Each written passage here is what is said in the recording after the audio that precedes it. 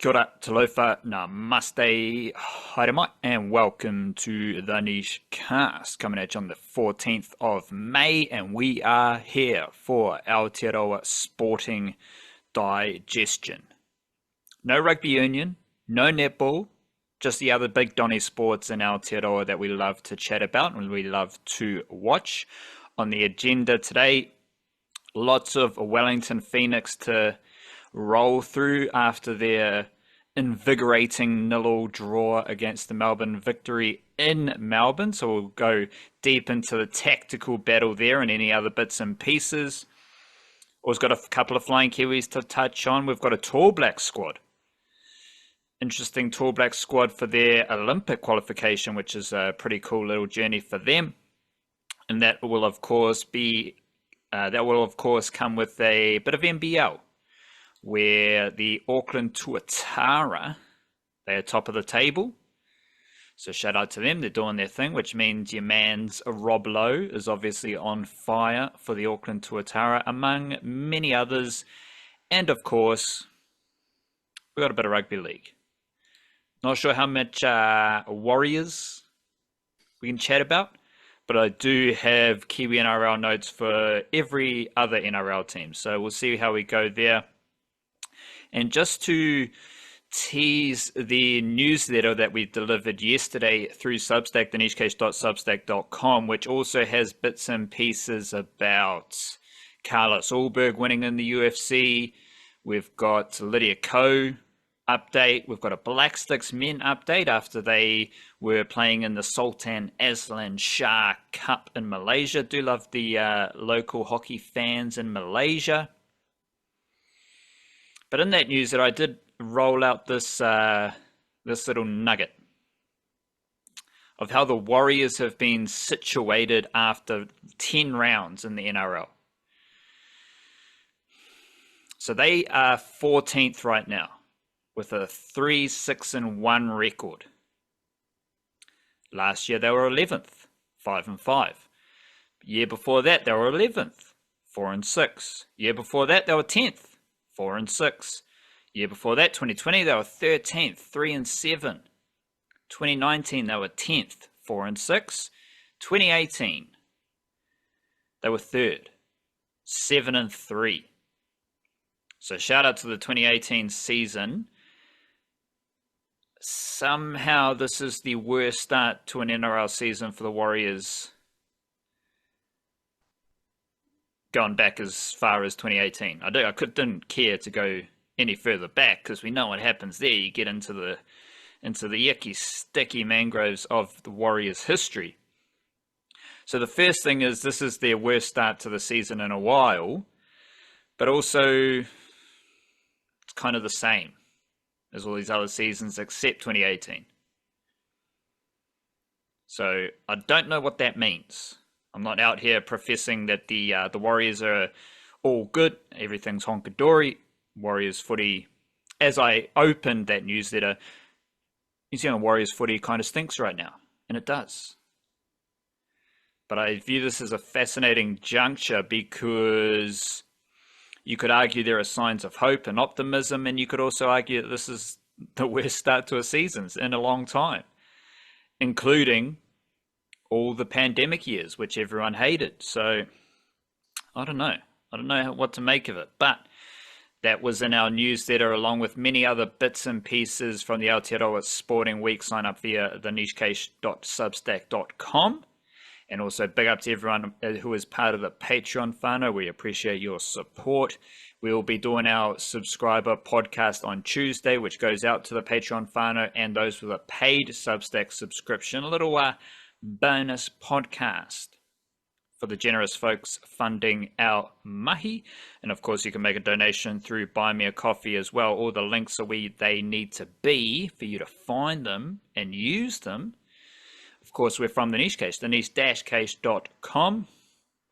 Fresh on the website right now, I've got a Kiwi-NRL spotlight on Connolly Lemuelu, former first 5 for Tangaroa College first 15, former fullback for Kebra Park High School, now edge forward in the NRL. I imagine you might be doing a Flying Kiwis today? You'd be imagining correctly. It also, if you want to extend that imagination into a bit of Wellington Phoenix recap from the weekend as well, some notes and ideas from that game, which, if what we talk about in a few minutes isn't going to whet the appetite enough for people, there will be more written stuff following straight afterwards with the Phoenix rep. So I might even get both of those done today. Who knows? Although doing this podcast might slow that process down, but over the next 24 hours, we'll, plenty of football stuff as well. Beauty. We're out here doing our best for Aotearoa sport. And if you're on a bit of the TikTok, if you're on a bit of the Instagram, if you're on a bit of the Twitter or the Facebook, you would have seen an absolutely barnstorming effort from Toby Crosby. Scored 2 tries for the Warriors in Jersey Flegg, the second of which they lost to the Roosters, but these Toby Crosby tries are ridiculous. First one, bit of soft defense, just goes straight through. Second one, 40 meters out. He's a prop, and he just fights off at least 7 players to score. So shout out Toby Crosby. He's from Greytown, went to St. Pat's Silverstream, and of course, like a lot of rugby league players on the Kiwi-NRL journey, he was an absolute monster in first 15, and you can also find a massive highlights package of the future star of New Zealand rugby, Toby Crosby, from his St. Pat's Silverstream stuff, which is now helping the Warriors in Jersey Flegg. But that clip was out there. It's out there on the social media platforms, and that's also what we do. So shout out to everyone tapping in with the niche cache. Get a bit of mindfulness in you. We do. I was just watching that Toby Crosby try as you're saying that, and I think I counted 8 tackles that he fights through, plus at least 2 other guys who don't lay a hand on him, and he just runs straight past them. So it's not bad. And maybe, I don't know, maybe I can tie that into this mindfulness that I got here somehow from William Stafford, poet, one of my favorites there on the poetic realms, who said, "Once you decide to do right, life is easy. There are no distractions." You just like Toby Crosby running 40 meters out straight for the try line. No one can stop you. But do right. No distractions. I think we can all take a bit of that on board. Because, we're the mindfulness guys around here, and I don't know about you, but distractions and a lack of focus are always the devil's work. So you're always battling to stay locked in, stay zoned in, and do the best that you can. Just stick to the path, yeah. Stick to the path. It's not always easy.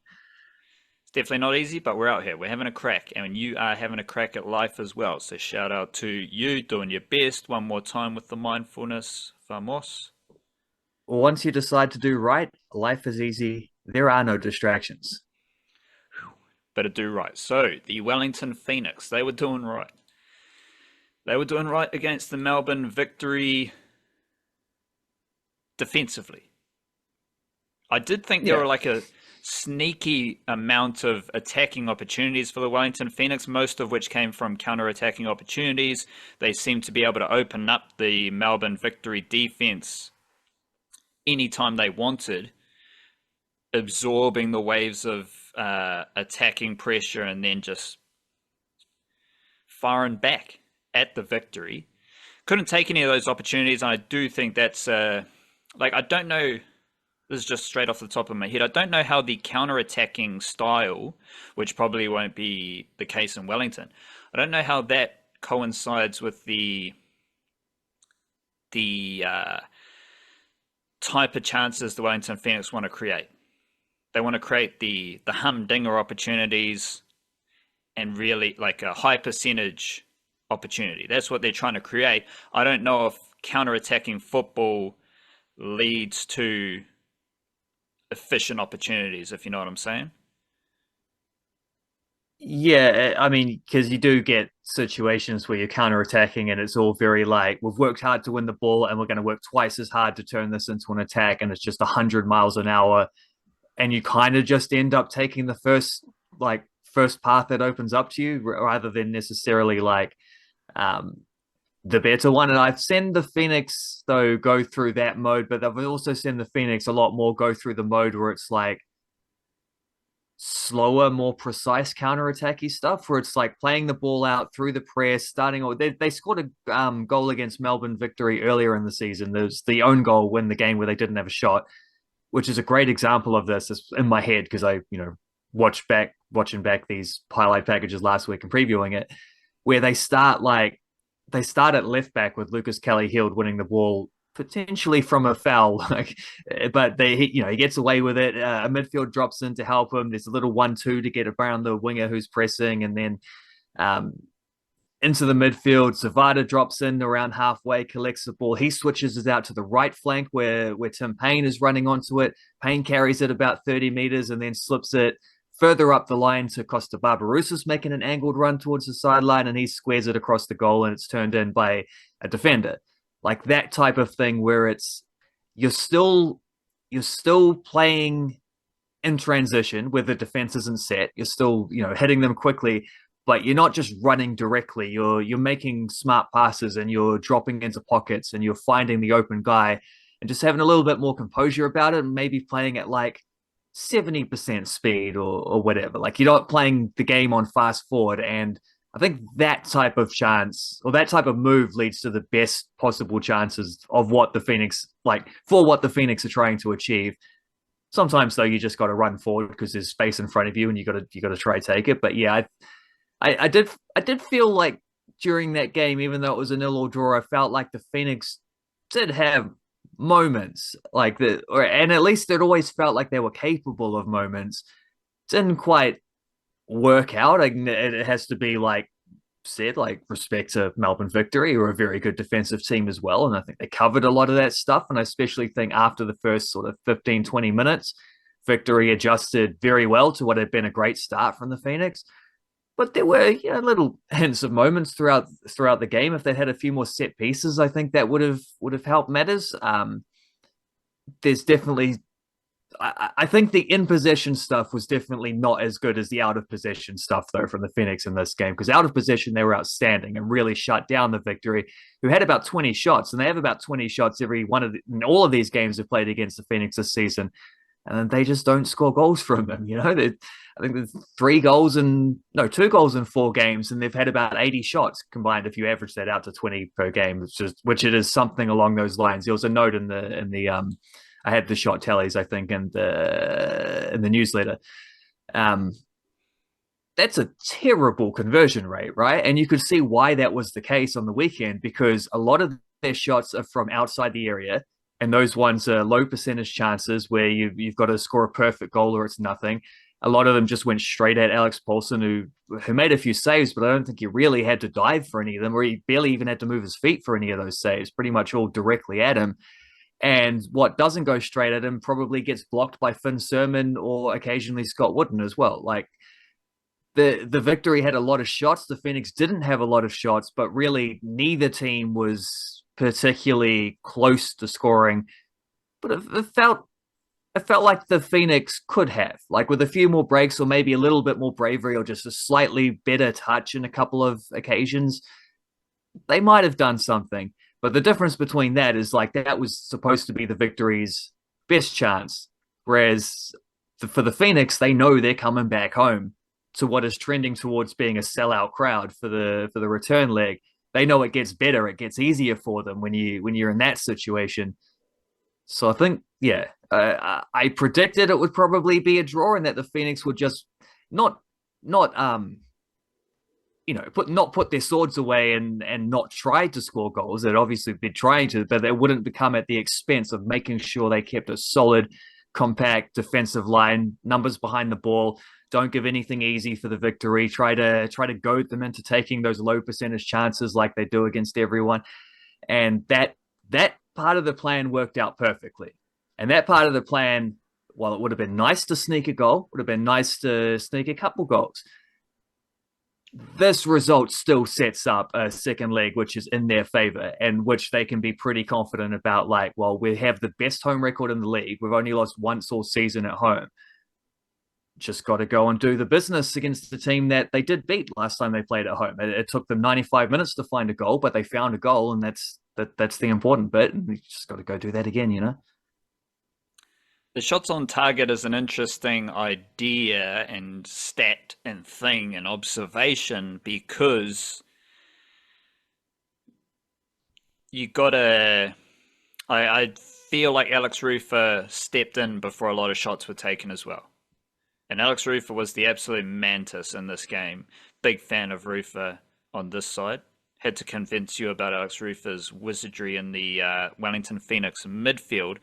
But I remember writing a thing about Rufer like 3 or 4 years ago about like, yeah, fair play. this dude's very underrated. We gotta respect the sort of defensive work he's doing here, and he's improved massively since then. So I don't think that's a controversial take anymore. But yeah, immense from him. Again, like without the ball more so than with the ball. But the defensive stuff he did wasn't just that it was great defensive work. It's also the type of stuff that like lifts your teammates around you. The captain's making like a 20-meter sprint and sliding in to block across. Like how are you not going to be inspired by that? Like it's great leadership as well as great football.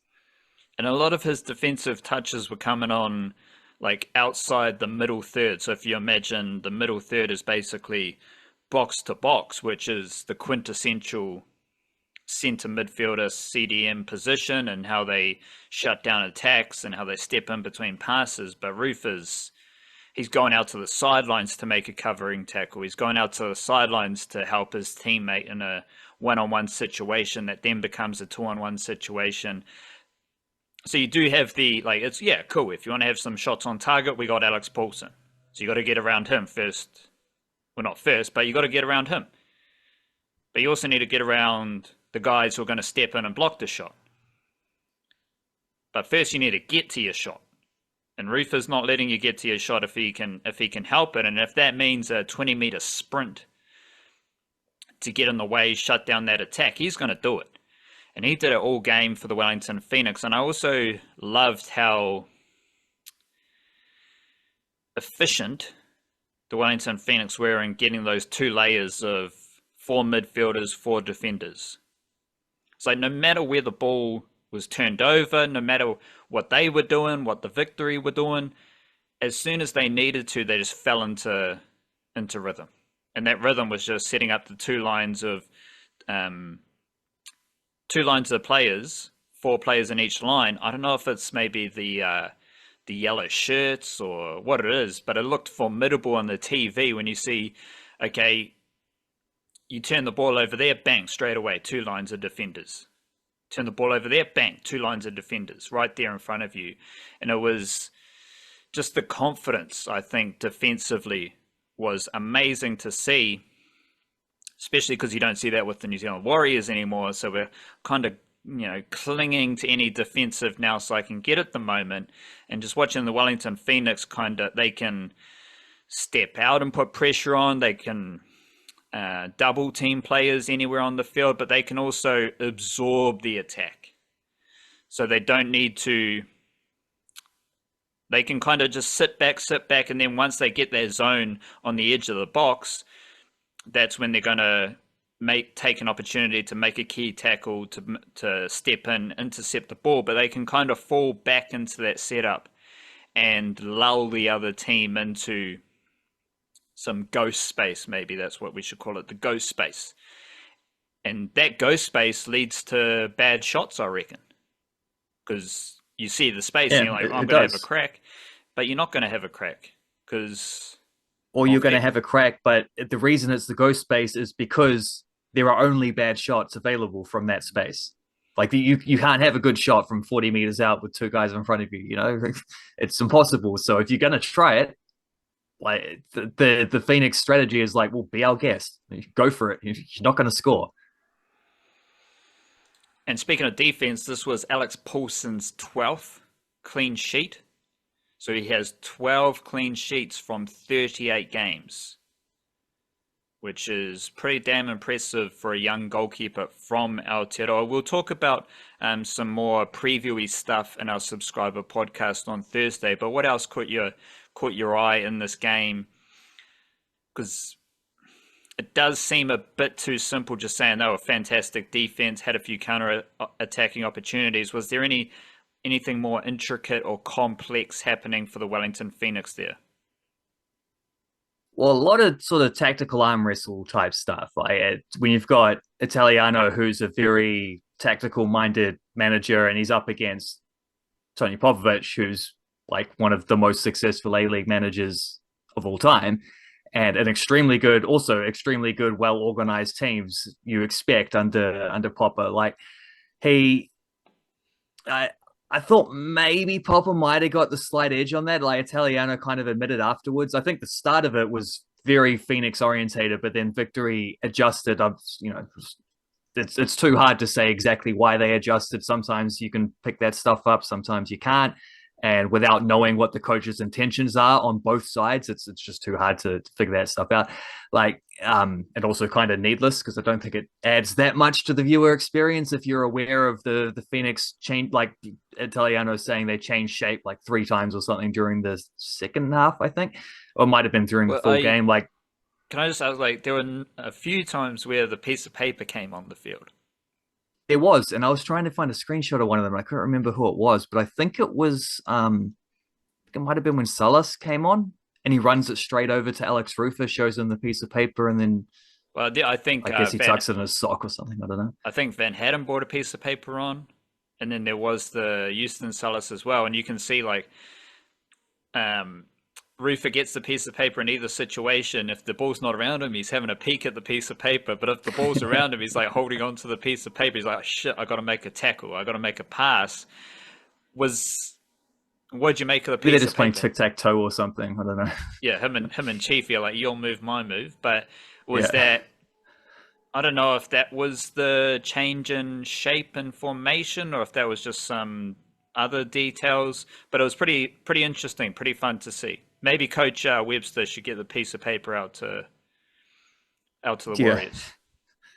Yeah, you have Tohu Harris running up with the ball in one hand and a piece of paper, checking the shape in the other one. Yeah, I think that was probably where, like, what do you call it? The sort of impetus for some of those adjustments. Because they started with, he said this, like they started with a sort of diamond midfield. So you had the back 4, Rufus sitting deep. Then you had Oldham Pennington, David Ball sitting just behind 2 strikers up front because Kraev was playing up alongside Barbarouses. And so when they don't have the ball, that midfield would get flattened. When they do have the ball, Pennington/Old would kind of slide wide and Sutton would tuck in, but Payne would push up.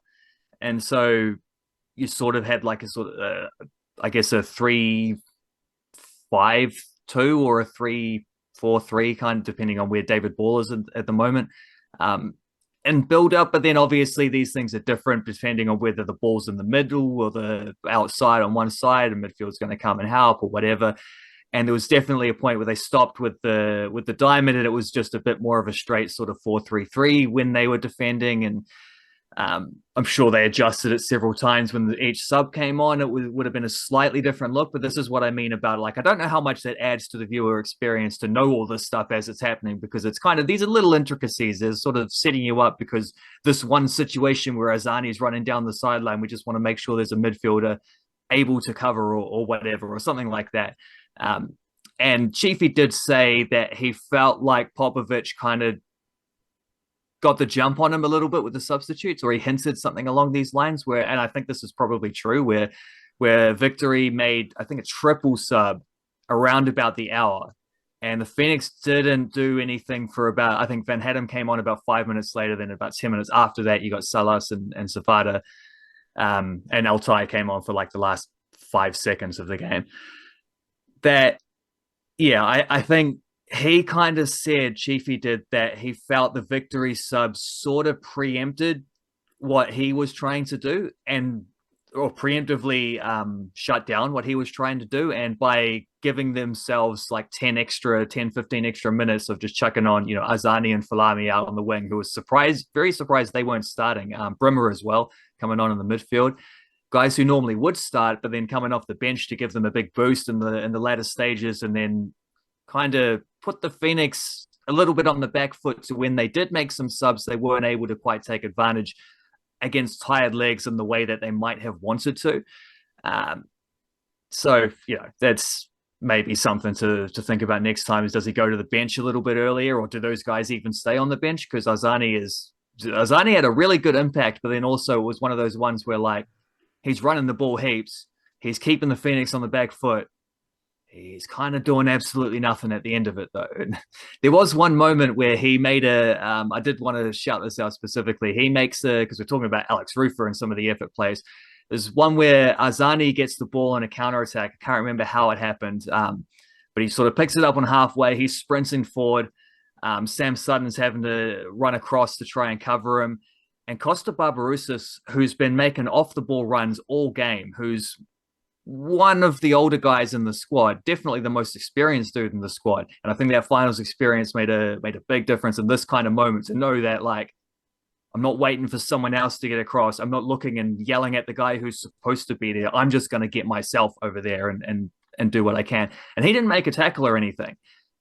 He just sprinted back to sort of get alongside Azani. He didn't get close enough to be able to get a foot in. But what he did was he stopped Azani being able to cut inside, which showed the defender, Sutton, he's only going to go towards the sideline. So Sutton steps across and he makes the tackle. He makes the tackle because of the pressure that Barbarouses applied, making a selfless track back without any kind of, nothing reckless on the end of it. He doesn't freak out and slide in and give away a free kick and get a yellow card or anything like that. He guides the guy towards where his defender can make a better percentage, play from that situation. And this was like the 85th minute or something like that for a super experienced bloke like Costa. And that was massive, sort of unheralded kind of, again, like an effort play, the kind of thing that you don't necessarily notice because it doesn't make the highlight package, but the teammates notice it. Like Sam Sutton is very relieved because Costa Barbarouses did that. The coach is absolutely looking at that and thinking that's outstanding.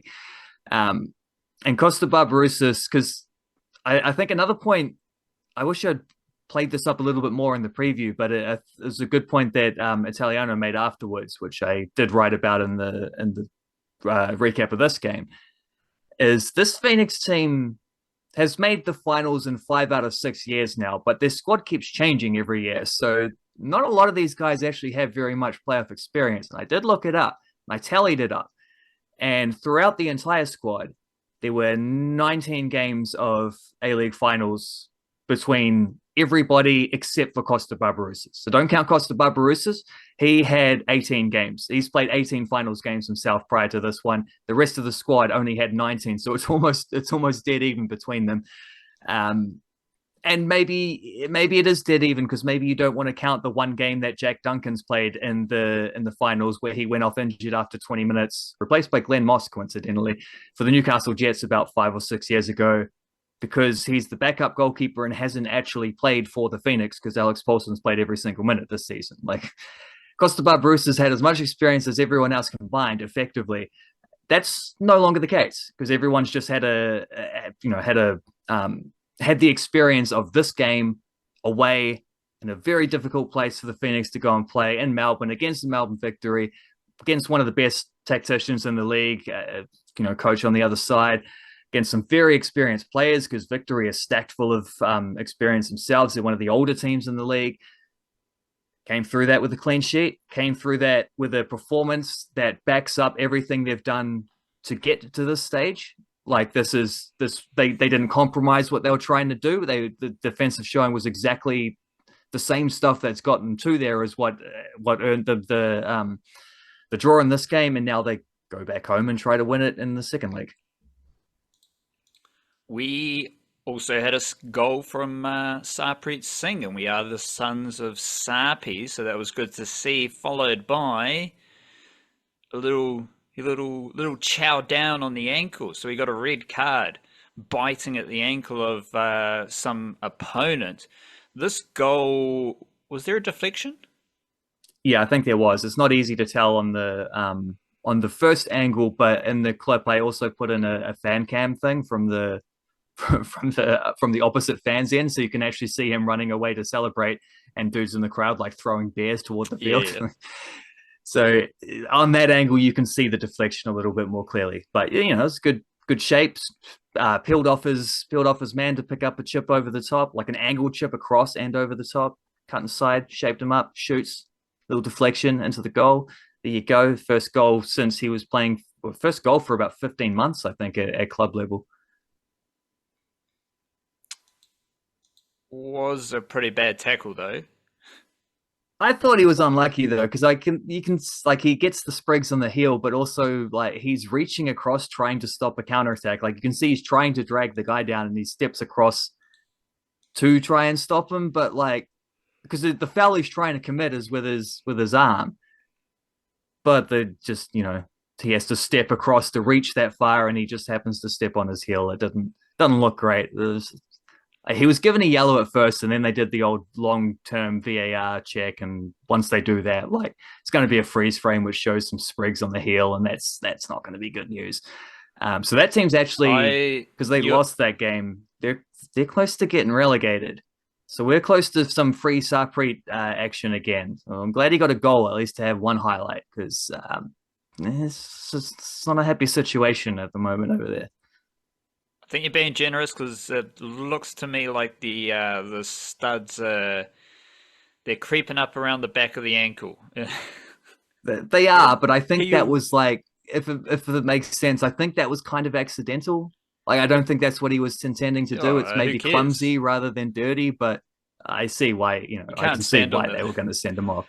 Like to me, as a non-footballer player, having someone stand on the back of your ankle seems like one of the worst. Otherwise, the old sprigs up into your knee is obviously terrible, but having someone stand on the back of your ankle doesn't seem ideal. But you reckon Sarpreet Singh's team is going to be relegated from the Bundesliga? Well, from the second tier Bundesliga. So, yeah, they have to win to have an opportunity to qualify for a relegation playoff.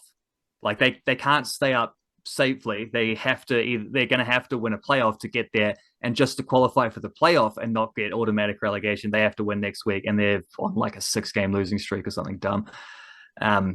Funnily enough, if that does happen, the team they are likely to play in the relegation playoff, like the third place team in the third league, is actually the team he played for last season, Jan Regensburg, who got relegated and now are trying to get promoted back up again.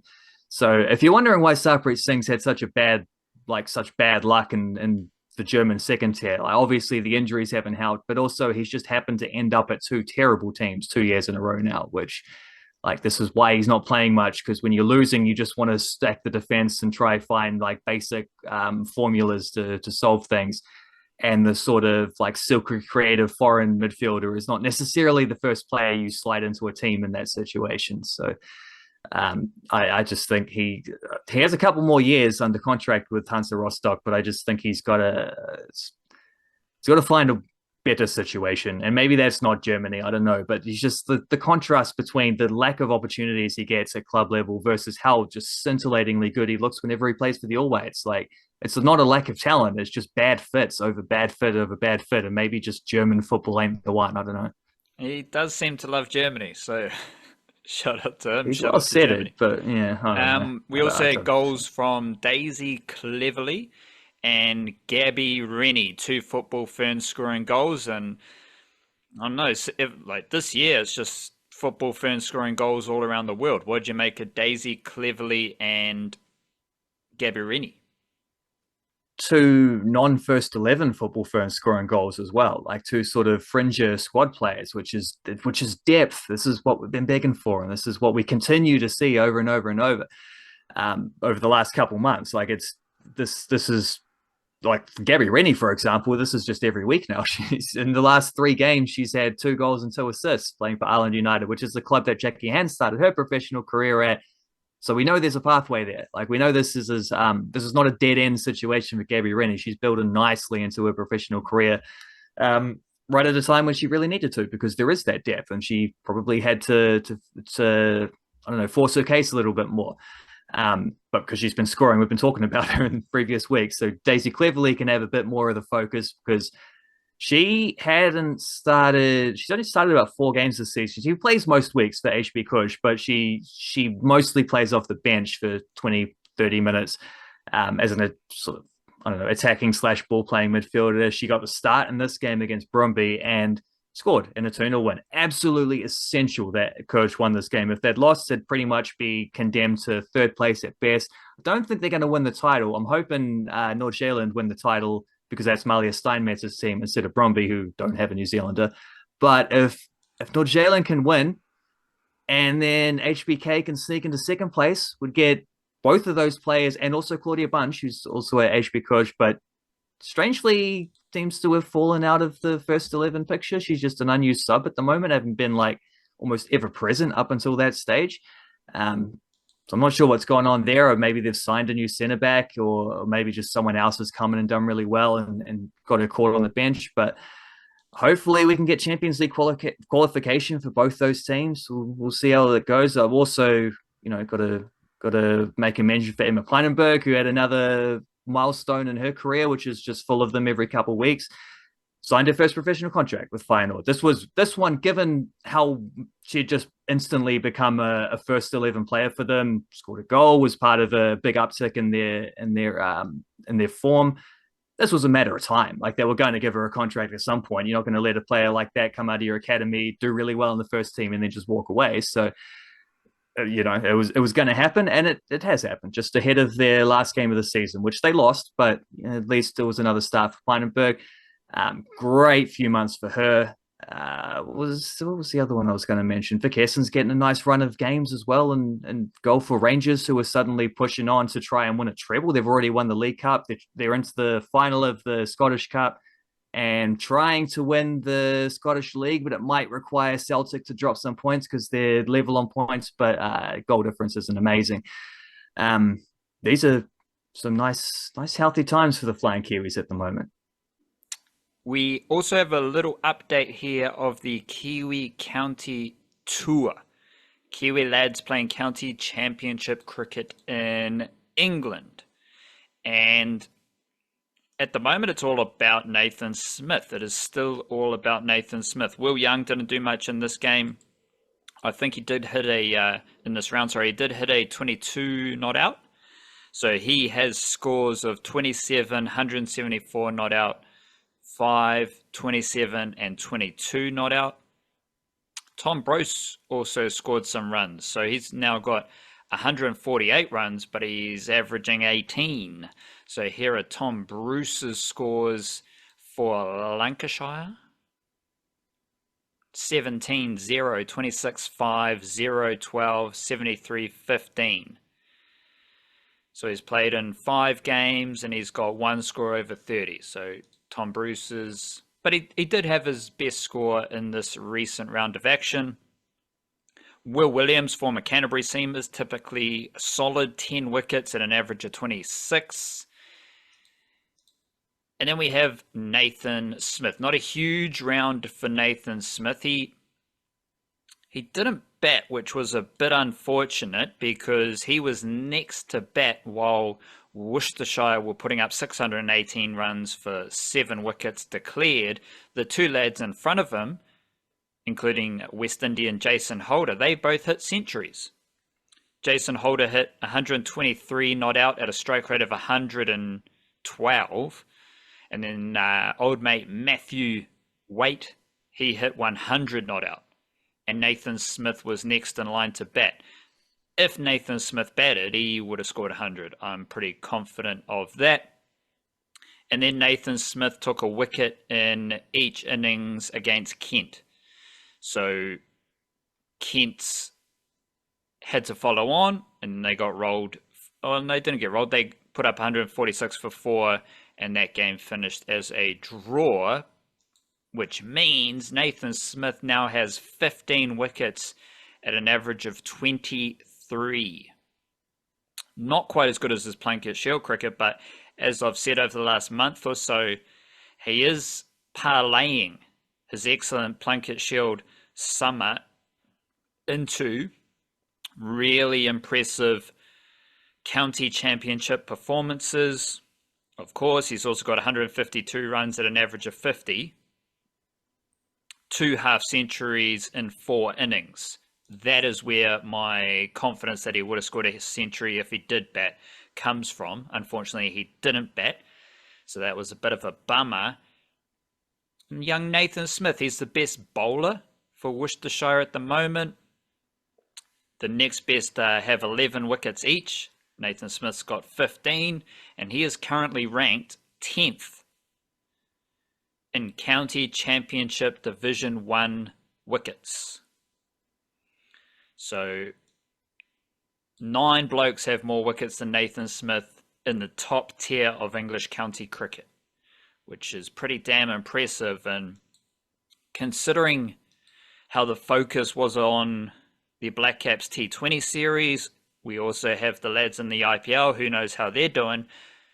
But Nathan Smith is someone who all Kiwi cricket fans need to tap in with, because, as I said earlier, he dominated the Plunkett Shield last summer. He's an excellent fielder, really good batter as well, and now he's just taken wickets in county championship cricket. Let's check in with his first-class career stats, which are now averaging 27.7 with the bat and 26.5 with the ball. So Nathan Smith's doing some good stuff in England County Championship cricket. Let's see if there's another round of games coming up. Another round of games this Friday. But it looks, yep, there we go. Worcestershire, they're playing Surrey. So that'll be fun. Hopefully Nathan Smith can have a bat and take some wickets. Lancashire are playing Durham. So Tom Bruce and Will Williams might be in action there. Will Young's Nottinghamshire are playing Hampshire. Yes.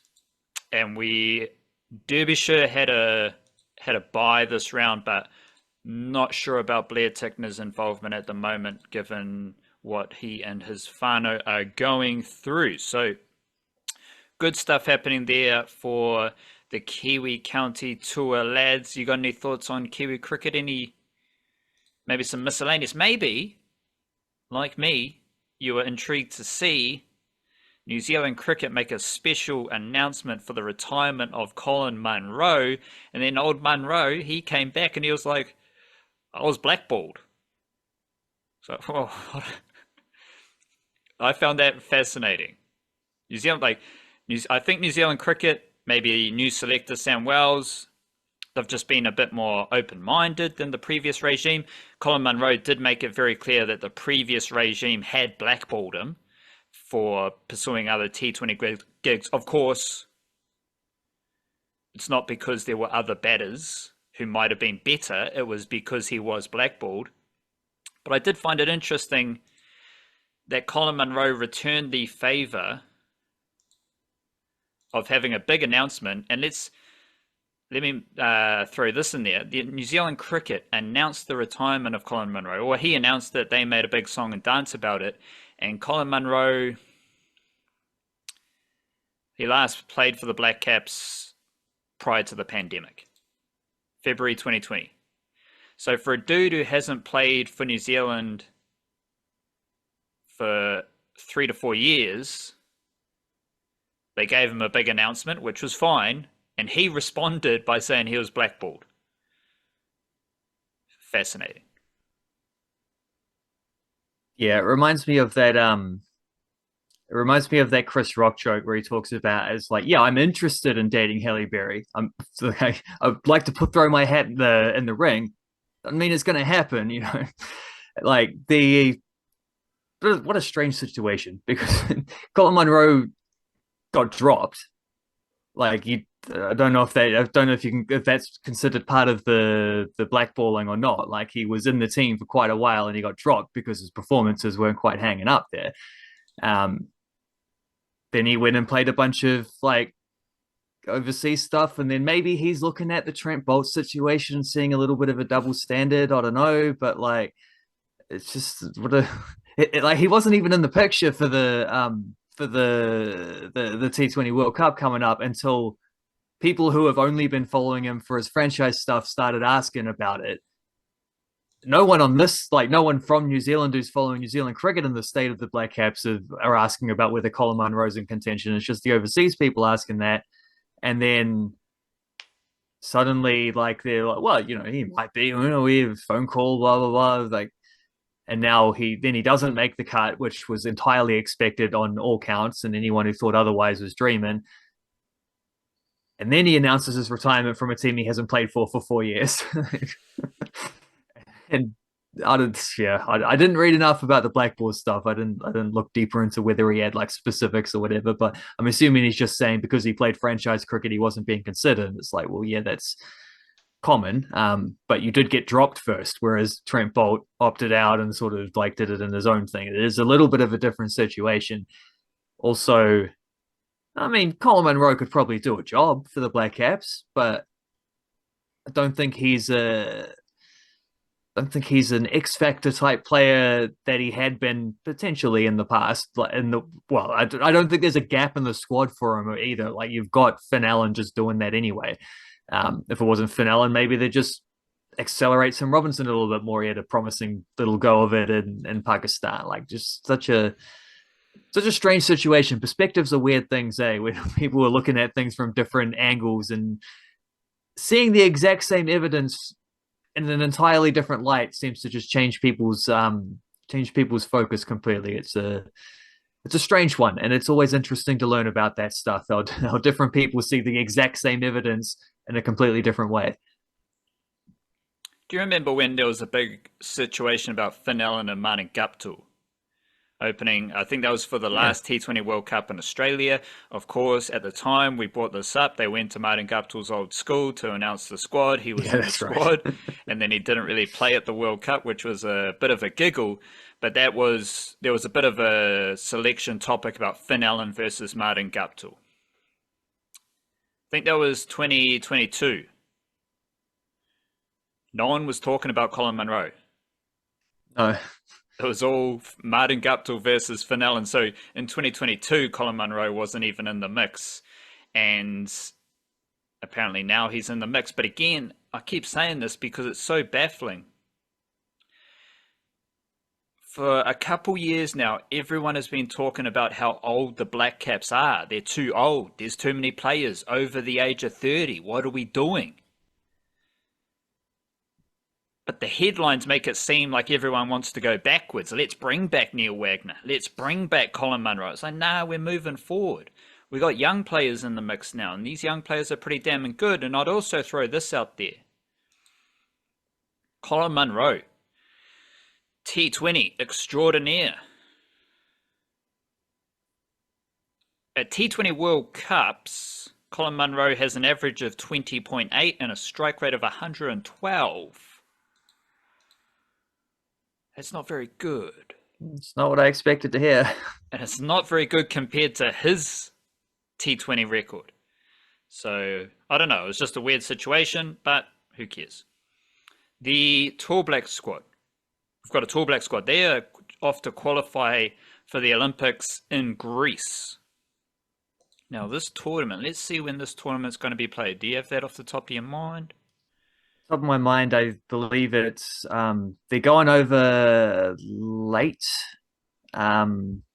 next month, and I think the actual tournament, in fact, I should have it here. They have two friendly games on the 26th and 29th of June, and then their two actual games are on the 4th of July and 5th of July.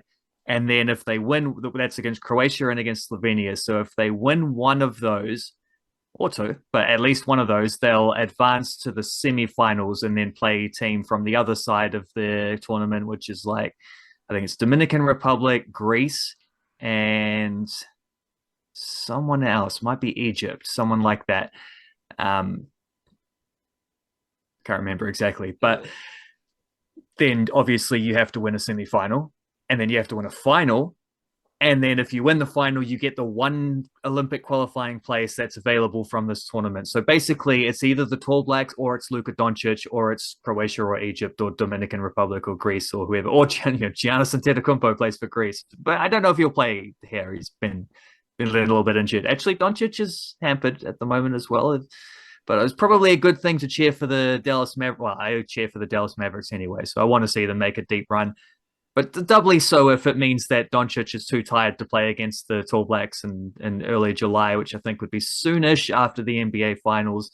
Um, will clash with NBL latter rounds as well. So there are a few players from the squad, Flynn Cameron, Hiram Harris, Isaiah Liafa, Jordan Nata, Ethan Rusbatch, Ruben Tarangi, Vodanovich, Webster, there's Corey Webster. They're all playing. There's a few other in the non-traveling reserves, but they'll be right. Those guys are all playing NBL, so they will miss the last sort of like 3 rounds. Might get back for finals depending on how well they track. I don't know, but clearly there is a hierarchy here, and trying to get the Tall Blacks to the Olympics a little bit more important. So this is in June and early July. Hopefully they do have a bit of Luka Doncic playing on that on July the 5th, because Shea Ili will lock him up, so that's not an issue. Yeah, fair enough. So the squad, you did mention the non-traveling reserves: Taylor Britt, Dan Fotu, Sam Meninga, Tane Murray, Sam Timmins. Very young crew there, highlighting the emerging talent of New Zealand basketball. The squad: Flynn Cameron, Finn Delaney, Ben Gold, Hiram Harris, Taro Harrison, Shea Ili, Isaiah Liafa, Jordan Natai, Ethan Rusbach, Ruben Tarangi, Tom Vodanovich, Sam Wardenberg, Corey Webster, Yanni Wetzel. Who is Ben Gold? Yeah, Ben Gold is whenever Basketball NZ pick one of these squads, there always just seems to be the one like bolter type, like the one super prospect. Let's give him a go. They're like bottom man on the roster. Maybe they'll get some minutes, maybe they won't, kind of thing. Ben Gold is the one college player who's in the squad and is pretty good prospect. Where's he? Like Marquette or something like that. I can't remember where he goes, but he Marquette, yes, it is Marquette. There we go. Yeah, he's like probably a power forward, good shot blocker, couple highlight dunks during his career in college so far. I think this is his second year just wrapped up, something like that. So yeah, he's the big prospect who don't know how much he'll play, but he'll definitely be out there soaking up experience and maybe given a little bit of X factor if the opportunity breaks right for him. So he's better than Dan Fotu, Sam Meninga, and Sam Timmins as bigger dudes in the squad? Because Fotu, Meninga, and Timmins are non-traveling reserves. Ben Gold's in the squad. Other big men: Tyrell Harrison, Vodanovich, Wardenberg, Wetzel. So it's a pretty big selection for Ben Gold, ahead of other dudes who Dan Fotu, Meninga, Timmins. These guys could do a job for New Zealand. Is it a development selection, or is it more of this guy is a serious Tall Blacks player and he's going to offer this team more than some of the dudes in the non-traveling reserve group? I think it does have elements of a development selection. This is what I mean, is it feels like they often do pick someone like that in these squads. Like Walter Brown went to the World Cup, for example. He was probably in that category there. And like, yeah, it is probably like those guys you mentioned have probably done more to earn the call up ahead of Ben Gold, but then also Ben Gold has the higher potential and might be able to, even if it's inconsistent, might be able to do things that other dudes just can't a little bit more. I don't know, like we'll see how much he plays, but I do think there's a developmental angle to that, and I think there often is with these Tall Blacks and Tall Fern squads.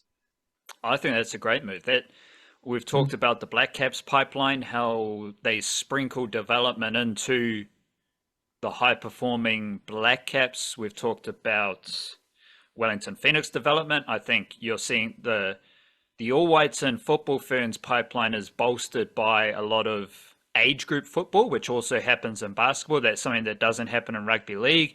New Zealand under 16s, under 18s, under 20s playing around the world. Like, that's an advantage for football and basketball. I don't think that's quite there with cricket at the moment. You've only got the under-19 squad, but the good thing about the Black Caps, kind of the White Ferns, do want to separate them though. the good thing about the Black Caps pipeline is they do give development opportunities to the best domestic players. So I actually think this is a great move, considering every little tour there might be a new player brought into the team, into the culture, experiencing international basketball, because international basketball is crazy. And I can imagine it's a bit different for some of these young cats. So I actually think it's a great move. And if what you're saying is correct, and there is one of these dudes in each tour or each series, suddenly you're going to have a reliable depth of players who can step in. They know what the squad's about. They know the vibe. They know the plays. They know the setup. And then I think that it's going to help the Tall Blacks perform at a higher level over the coming years, because the young talent is supreme. And if you can kind of bridge the gap between wherever they're at now and international basketball, I think you're going to reap the rewards of that. Yeah, like you remember when they played some, I think it was Asia Cup qualifiers, the most recent time they played, like a couple months ago or whatever it was. They had a couple, I think they had a game, one away game and one home game or something like that. And like Julius Halofanua and Hayden Jones both played in those games, like getting debutants as, in there as teenagers, ahead of schedule, yes, but also in a way that like speeds up their schedule. And Ben Gold, to be fair, I think he's played like 6 times already for the Tall Blacks, most like in similar situations to that over the last couple of years. But you know, he's been around the environment before, and it's not a complete development pick, definitely. Like there's an angle of that. It might be a little bit more than 50% of that, but it's definitely not 100% of that. He's also a very talented dude who has extremely high potential, like genuinely one of our top like college prospects currently at the moment, and probably fits, like, for example, the one, because it's, you know, Corey Webster's back in there. He's been playing very well in the local league lately. He didn't go to the World Cup. Ty Webster also didn't go to the World Cup. He's not here. I think Terrell Harrison wasn't at the World Cup, and he's back. Similar squads, though. There's a lot of crossover between those dudes, but one of their most important players who isn't there is Isaac Fotu, who's also similar position to Ben Gold. So maybe that's also like, if Fotu's available, there's no room there, but because he's not, well, you know, we don't have someone who can do exactly what he does, but maybe we can change the approach a little bit, get a young guy in to play a few minutes and then balance it out with like Terrell Harrison doing slightly more traditional center type stuff. You know, there's a bit of flexibility in there. It's a good Tall Black squad. It's a strong squad. You know, you don't always know how that's going to look when players are in their off seasons or whatever. But these dudes want to go to the Olympics. You know, they want to qualify. They've got most of their best guys. I think the reason Fortu's not there is because it probably clashes with his Japanese season. So there might have been like contractual reasons why he's unable to play in these things. But other than that, like Tarangi, Leafa, Delaney, Illy, Wetzel, Cameron, Natai, Harris, all went to the World Cup, all in this squad as well. So there's still a lot of consistency there between their last major tournament and this, which is, well, qualifying for a major tournament, but kind of feels like a major tournament in itself. As noted, the Auckland Tuatara first in the New Zealand NBL. They've got an 8-2 record, having played 10 games. And then you've got Canterbury, Wellington, and Franklin, who are all 6-2, having played 8 games.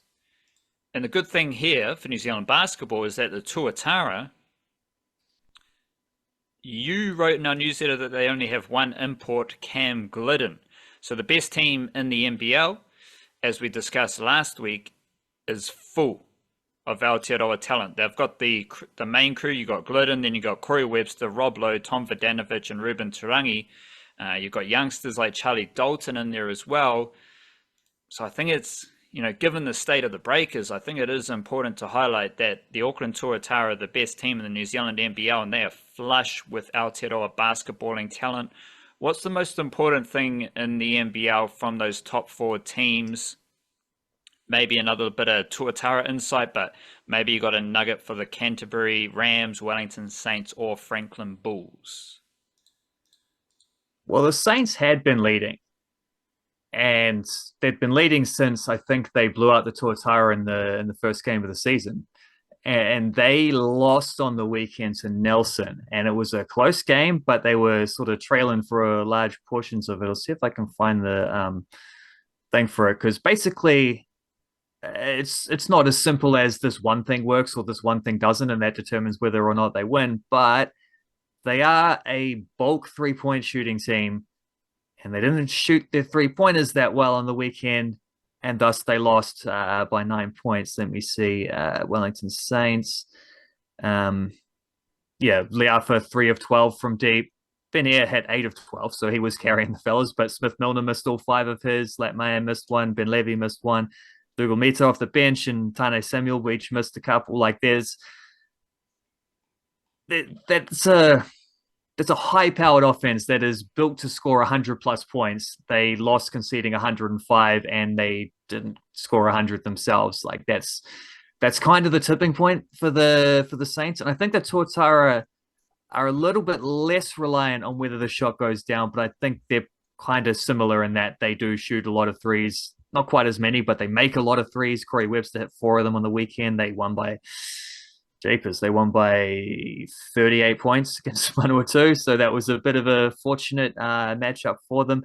But they've also got wins on the board, the Tuatara is the thing. They've snuck in a couple extra games ahead. They've just had their double game weeks slightly earlier. So they've played 2 more games than those teams around them, but they've won those 2 extra games. So there's 4 teams on with 2 losses, but they've won the 2 extra games, points on the board kind of thing. It's pretty important. The best these other teams can do is match that.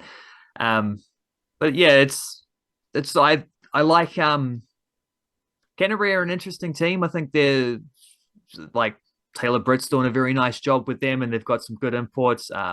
Liking Taranaki a little bit. I think they split this round, but who did they lost to someone good. It might have even been thing that's not loading on the whatchamacallit for me. But anyway, in fact, I'll look at here. They did lose to Canterbury 86-83, and then they bounced back with a big win over Southland. Flynn Cameron's looking nice for them, scoring 15 plus every game and starting to get a couple more assists as well. They're a fun team to watch. You sort of expect this, I guess, from New Zealand NBL, but the best teams do seem to be the teams that have the best New Zealand players. Like the guys who have got I guess maybe this will balance out because these are also the teams that therefore are affected by Tall Blacks call-ups. But it doesn't seem like a coincidence to see Auckland and Wellington up top. They're probably the 2 sort of best resource teams as well. They're from the 2 sort of bigger markets, but they've not used those resources on just going and buying the best imports that they can. They've stacked up on the best locals that they can, bringing in imports to suit around them. That is a very unbreaker strategy, by the way, who do the opposite, where they bring in they pick their import, like last year's Breakers team signing imports that directly clashed with the positions that their best locals wanted to play. That's not ideal either, but no, there's a clear pattern there, and it's a nice, enjoyable one when you're trying to follow some of this NBL stuff and seeing best Kiwi players are leading the best teams in the Kiwi League. So I think we're in a good place when that's happening. Let's finish with a bit of rugby league. So as I said, the Warriors lost to the Roosters. The only thing I'd add about this game is it was like the other losses. So one could look at that performance and think, wow, the Roosters, they're so powerful. They're so heavy artillery. They've got all the weapons. They're an amazing team. The Warriors made the same errors they made against the Titans. They conceded the same penalties they conceded against the Dragons. These are the same performances from the Warriors, and that could be a major reason for concern, that they are stacking up games in which they make bad errors, in which they concede bad penalties, in which they miss bad tackles. This isn't anything specific to the Roosters. The Warriors lost against the Roosters by playing the same stuff they were playing in the last few weeks. As I've said over the last few weeks, though, everything below the NRL is pretty damn impressive for the Warriors. This week in New South Wales Cup, there was a debut for Rodney Tuipulotu-Avai, who I think he's another product out of De La Salle College, which is producing a lot of rugby league talent at the moment. Let me double check that. Yes, he went to De La Salle College. And he is another player from the SG Ball team who is now playing New South Wales Cup. So Sio Kelly and Jacob Auloa, they're both Point Chevalier juniors. I think they both went to St. Paul's College. And then you've got Kalis Fatialofa, who also went to De La Salle College. They all played SG Ball under 19s at the start of the season. And they were all playing in the same team against the Roosters in New South Wales Cup. I'm also really enjoying the mahi of Makaya Tafua and Auloa at hooker. Makaya Tafua, where's he from? Christchurch. Linwood Jr. in Christchurch, which means the team that defeated the Roosters in New South Wales Cup had two players from Christchurch, Tanistella Smith, Horswell Jr., and Makaya Tafua, Linwood Jr. There also seemed to be a bit of a situation where Ali Leotawa at best was playing in an expanded playmaking role. Maybe he was playing in the halves. Because you had Geronimo Doyle, he played less minutes, seemed to get injured. Ben Farr might have gone to fullback. You got Paul Roach in the mix, but you got two hookers, so Paul Roach wouldn't have spent much time at hooker. So if Ali Leotawa was playing in the halves or just playing a bigger role, not at centre, not on the wing, that's amazing. Because the New South Wales Cup team usually wins when Ali Leotawa is playing in the halves or playing a bigger role. Did it against the Rabbitohs in New South Wales Cup last year, and he's done it again this week against the Roosters. And as I said, Toby Crosby was going crazy in Jersey Flegg, but your Jersey Flegg team lost. And a good way to think of this Jersey Flegg team is they are the bridge leading to New South Wales Cup. So don't worry about the Jersey Flegg results for the Warriors when a lot of the SG Ball dudes are entering New South Wales Cup from the Jersey Flegg team. So if the young players for the New South Wales Cup team are helping that team win, don't worry so much about the Jersey Flegg team. That's a platform. That's a trampoline. That's a bridge setting up the youngsters to play in New South Wales Cup. Can I just go team by team, Kiwi-NRL stuff, hard and fast? Because I'm locked and loaded. First thing, Viliami Vailea was playing for the Cowboys. So now you've got three dudes who left Tonga and came to Aotearoa to play first 15. Not necessarily for the big Donny scholarship schools though. Eliasa Katoa went to Tamaki College first 15, joined the Warriors, joined the Storm. Viliami Vailea left Tonga, went to Aorere College, played first 15, joined the Warriors, now with the Cowboys.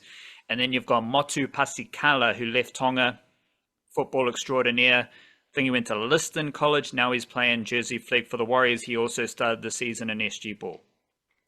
Griffin Neame, loving his work for the Cowboys. I think he's a really important middle forward for the Cowboys. Wrote about Connolly Lemuelu for the Dolphins.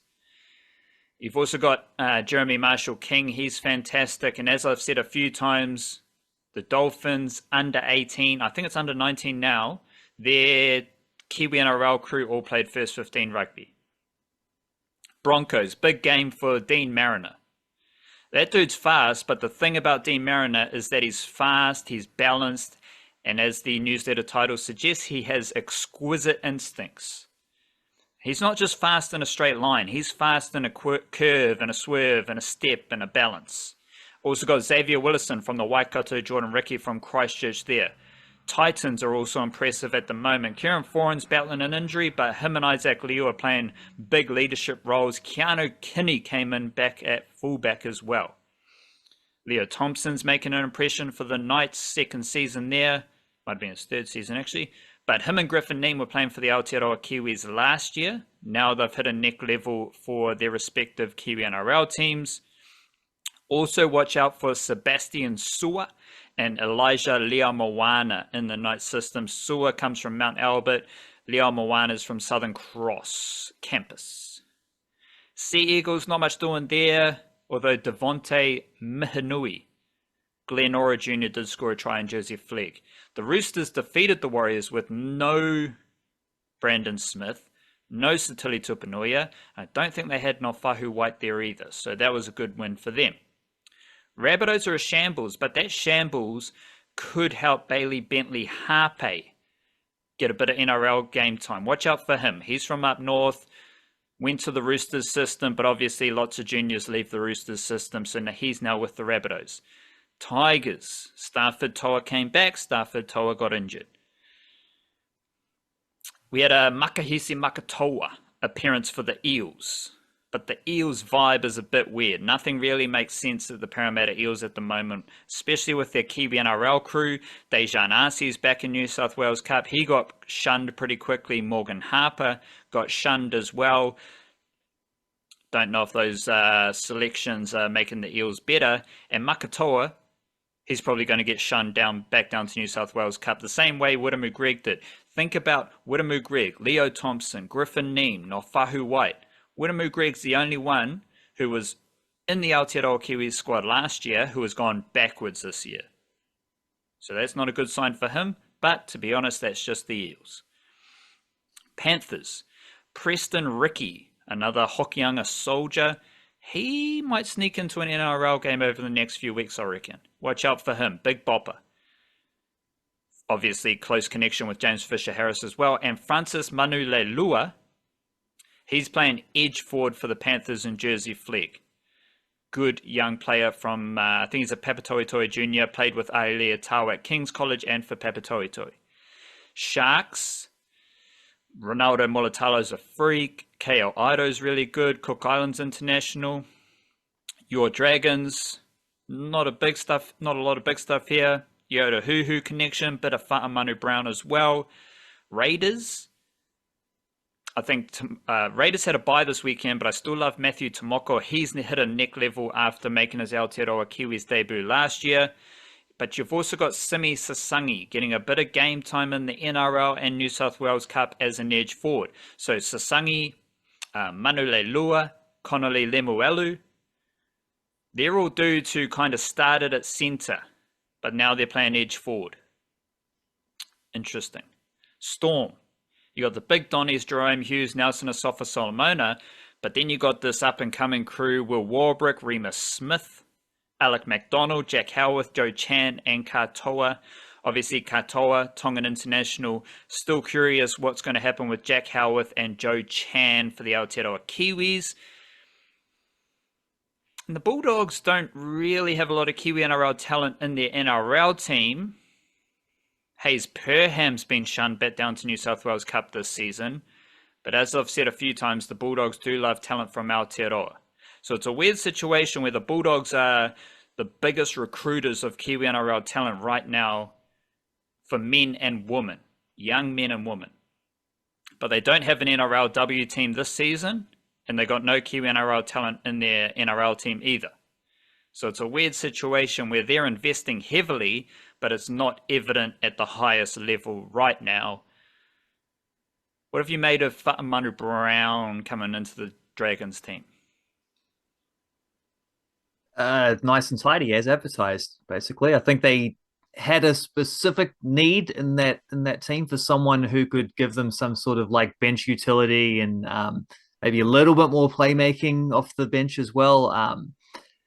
And he's just kind of come in and sneakily done that without being like amazing, but you wouldn't expect that straight off the bat. He's just come in and fitted nicely into a team that had a need for him, and he's fulfilling that need. It's good mid-season transfer, exactly how you hope those things will go down. Still amazing that the Kiwis defeated Australia with Kieran Foran and Fa'amanu Brown as their dummy half rotation. Yeah, that's crazy. And obviously the halves were Dylan Brown, who's battling with the Eels, and Jerome Hughes. And that, of course, how can we overlook this fact? The Kiwis defeated Australia with one Warriors player. And there's no Warriors player who is commanding selection ahead of those dudes right now.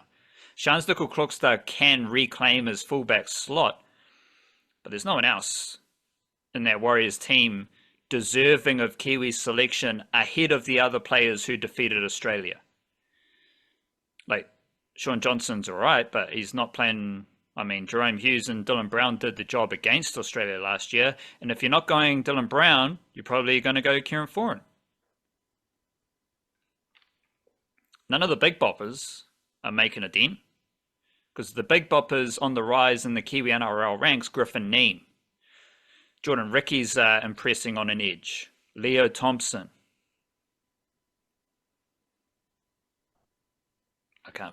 We're at the end of the podcast, can't remember any more off the top of my head, but there's big boppers, a lot of big boppers in the junior ranks as well that will crack into the NRL team. Xavier Willison, sorry, that's the one I was thinking of. He is very impressive for the Broncos. And I think that trio for the Broncos is the most fascinating Kiwi NRL pocket. Jordan Rickey from Christchurch, Dean Mariner from Auckland, Xavier Willison from the Waikato. And that's the newscast. Should we wrap it up there? Big up yourself. Love yourself. Kia kaha. Stay beautiful. And chur chur.